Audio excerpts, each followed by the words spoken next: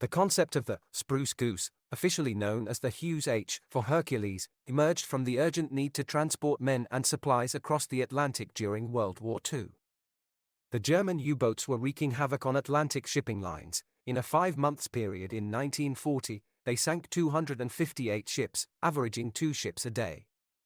By 1942, they had sunk 1,800 ships in the Atlantic alone, creating a critical problem. To address this problem, the US government sought a solution, offering a contract to build an aircraft capable of bypassing the German U-boats. Enter Howard Hughes, the renowned businessman and aviator, who had already set several aviation speed records and was an American icon. Hughes confidently claimed he could build an aircraft quickly and cost-effectively, and on that bias he secured the contract. Due to metal restrictions, the plane would be made of wood, birch wood. However, the nickname Spruce Goose stuck. The plane should carry 750 soldiers and supplies over the Atlantic.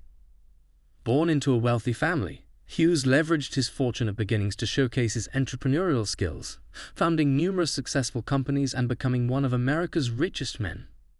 After winning the contract, Hughes immersed himself in the plane's design, driven by his perfectionist tendencies.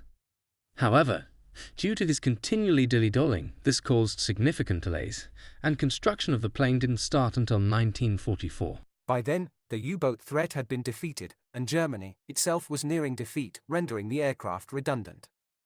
The US government, faced with skyrocketing costs, decided to cancel the project, after already pouring $18 million into it, equivalent to $300 million in today's money. Howard Hughes, undeterred, had also invested $7 million of his own money, which is roughly $82 million today.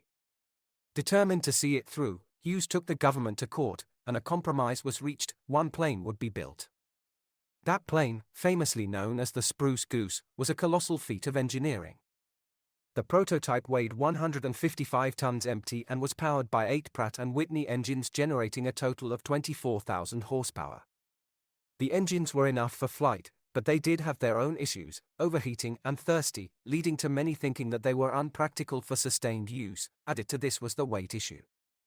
And it was a seaplane. The reason why is because there were no runways long enough for it to take off and land, and a seaplane seemed the logical answer.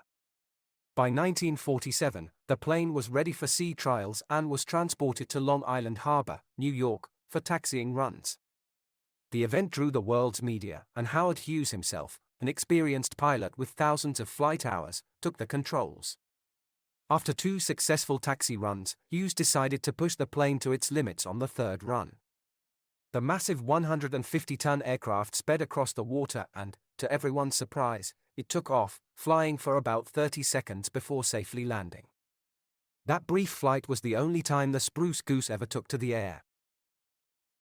Afterwards, the plane was towed to a specially constructed hangar, where it remained flight-ready for 28 years, meticulously maintained by a dedicated crew at a cost of $1 million per year, all funded by Hughes.